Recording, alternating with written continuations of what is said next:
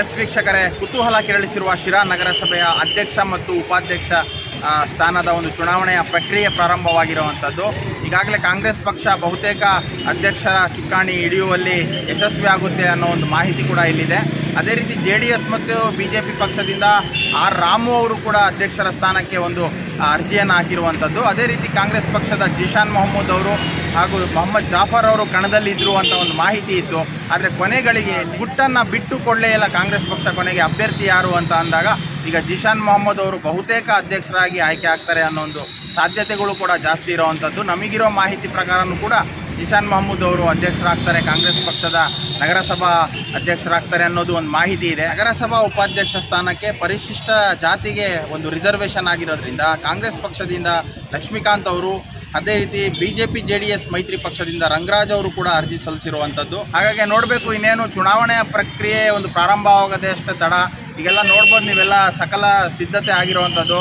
ನಗರಸಭೆಯ ಮುಂಭಾಗ ಎಡಭಾಗದಲ್ಲಿ ಪೊಲೀಸ್ ಬಂದೋಬಸ್ತ್ ಇರುವಂಥದ್ದು. ಇನ್ನೇನು ಕೆಲವೇ ಗಂಟೆಗಳಲ್ಲಿ ಎಲ್ಲ ಅಭ್ಯರ್ಥಿಗಳು ನಗರಸಭೆ ಒಳಗಡೆ ಹೋಗ್ತಾರೆ. ಅವಿರೋಧ ಆಯ್ಕೆ ಆಗುತ್ತೋ ಅಥವಾ ಚುನಾವಣೆ ಪ್ರಕ್ರಿಯೆ ನಡೆಯುತ್ತೋ ಕಾದು ನೋಡಬೇಕಾಗಿದೆ.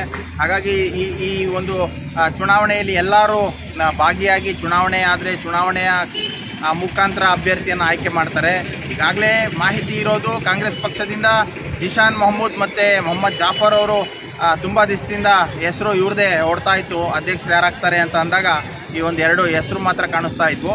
ಹಾಗೆ ಈಗ ಕಾಂಗ್ರೆಸ್ ಪಕ್ಷ ತನ್ನ ಅಭ್ಯರ್ಥಿಗಳ ಗುಟ್ಟನ್ನ ರಟ್ ಮಾಡಲೇ ಇಲ್ಲ, ಯಾರು ಅಭ್ಯರ್ಥಿಗಳು ಅಂತ ಹೇಳಲೇ ಇಲ್ಲ. ಹಾಗಾಗಿ ಈ ಒಂದು ಕುತೂಹಲ ಕೆರಳಿಸಿರುವ ಒಂದು ಪ್ರಕ್ರಿಯೆ TB ಜಯಚಂದ್ರ ಅವರ ಅಂಗಣಕ್ಕೆ ಹೋಯಿತು.